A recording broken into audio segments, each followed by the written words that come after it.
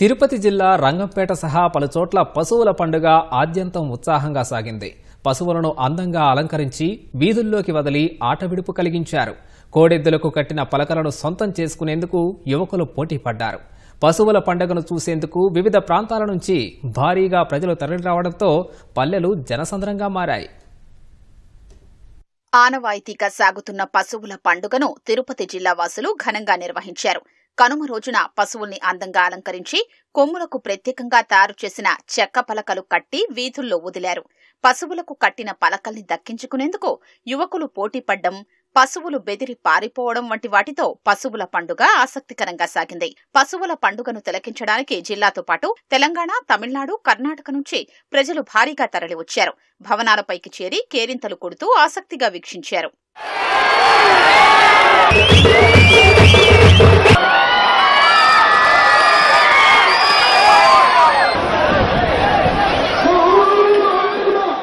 పశువుల్ని అదుపు చేసే ప్రయత్నంలో కొంతమంది గాయపడినా వాటిని లెక్క చేయకుండా కొమ్ములకు కట్టిన చెక్క పలకల్ని సొంతం చేసుకునేందుకు యువకులు పోటీపడ్డారు.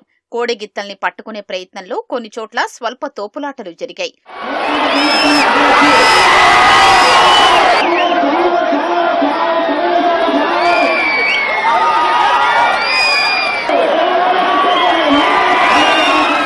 తమిళనాడు జల్లికట్టు మాదిరి కాకుండా పశువుల్ని పూజించి బరిలోకి దించుతామని రైతులు తెలిపారు. పశువులతో ఉన్న అనుబంధానికి ప్రతీకగా ఉత్సవాన్ని నిర్వహిస్తామన్నారు. కిక్కిరిసిన జనాల మధ్య పరుగులు పెట్టే పశువుల్ని చూడడం కొత్త అనుభూతిని కలిగించిందని పశువుల పండుగకు వచ్చిన వారు చెప్పారు.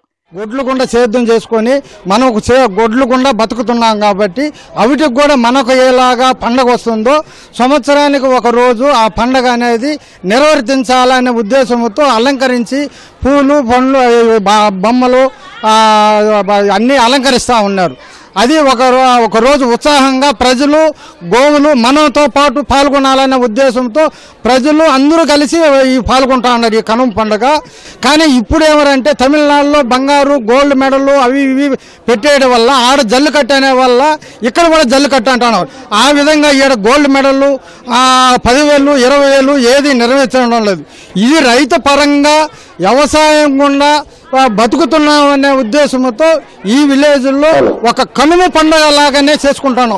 పెద్దవాళ్ళ కాలం నుంచి, పురాతన కాలం నుంచి మేము చెక్కలు, టవళ్ళు ఆవులకు పూజించుకొని కట్టుకొని వదులుకుంటాం. మేమేం పట్టుకోమని చెప్పము. వాళ్ళ ఇష్టం, జనాలు నిలబడుకుంటారు, పట్టుకునే వాళ్ళు పట్టుకుంటారు.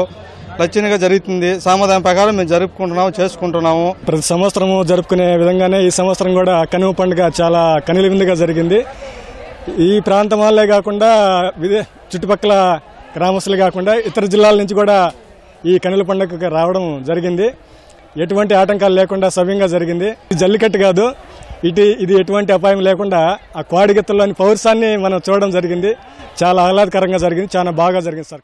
జిల్లాలో చంద్రగిరి నియోజకవర్గం రంగంపేటతో పాటు పలు గ్రామాల్లో పశువుల పండుగ నిర్వహించారు.